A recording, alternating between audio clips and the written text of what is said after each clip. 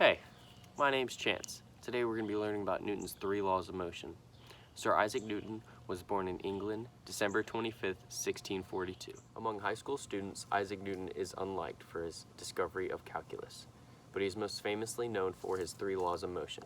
Unlike calculus, we use Newton's three laws of motion in everyday life without even knowing. And to show you exactly what I mean, I've got some examples set up. Newton's first law states that an object in motion will stay in motion, and an object at rest will stay at rest, until an outside force acts upon it. Now you're probably wondering what I'm doing in my car, and I'm here to show you exactly what Newton's first law means.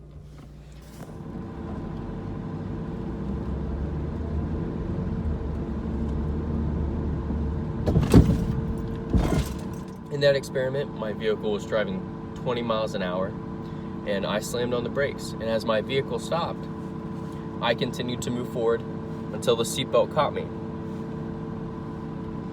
My body wanted to follow Newton's first law. An object in motion will stay in motion until acted upon by an outside force. And that outside force was the seatbelt. If the seatbelt weren't here, I probably would have collided with the steering wheel. I've got another example of Newton's first law of motion for you. As you can see, there we go. As you can see, I have a tennis ball right here. And this object right now is not in motion. And it's going to stay like that until an outside force acts upon it. So, let's go ahead and put this ball on the floor, and let's see what happens when an outside force acts upon it. As you can see, the ball is at rest. Like I said, we're going to bring an outside force to this ball and see what happens to it. Now, the outside force is going to be my leg, and I'm going to kick this ball, and we're going to see what happens to it. Simply enough, the ball stayed at rest until an outside force acted upon it. And as we said, that outside force was my foot. So, now moving on to Newton's second law.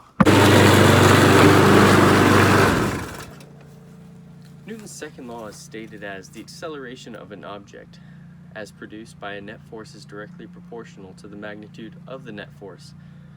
Now, if you're like me, you'd want that a little bit simpler. And mathematically, that can be written as F equals ma.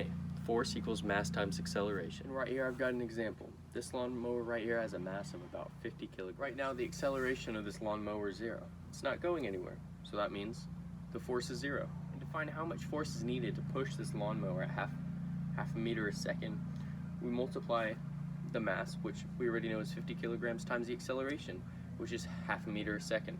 So when we do that, we get exactly 25 newtons. Now let's try Newton's second law on a bigger scale.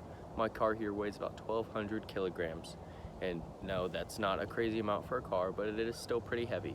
So what we're going to attempt to do is push it with enough force that the vehicle accelerates at 0.1 meters a second. So let's switch to it. All right, let's get to push and see what happens.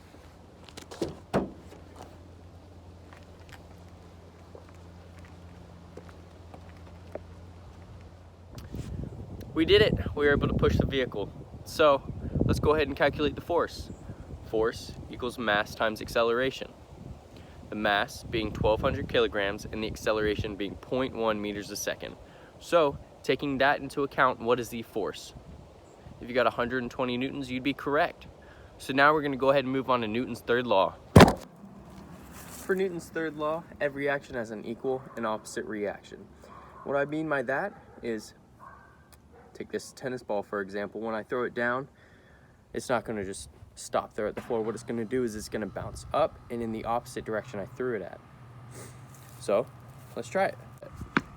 And moving on to a little bit more complex of an example, we're going to be using a skateboard and we're going to be using something heavy. Let's get to it.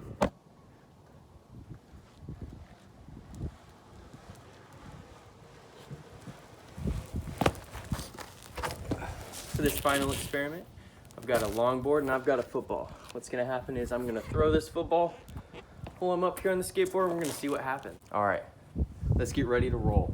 So what's going to happen is I'm going to throw this football, and you guys need to observe what happens with the skateboard. Ready? As you saw, when I threw the football, I moved backwards on the skateboard, and that's because of Newton's third law. Every action has an equal and opposite reaction. Let's replace the football with a 40-pound dumbbell. To throw that dumbbell as far as I did the football, I would need to use more force. As I would go to throw that dumbbell, I'd also be pushing myself back with more force. And as we just learned, every action has an opposite and equal reaction. So by throwing that football or that dumbbell, I'd be creating an opposite reaction by pushing myself backwards. And because the football didn't need a lot of force to go very far, I didn't move very far back. But if I did use a dumbbell, I would move a lot further back because it needs more force to go as far. I don't enjoy calculus, but I do enjoy physics. I had fun today with these experiments, and I hope you did too. Today was Newton's 3 laws of motion.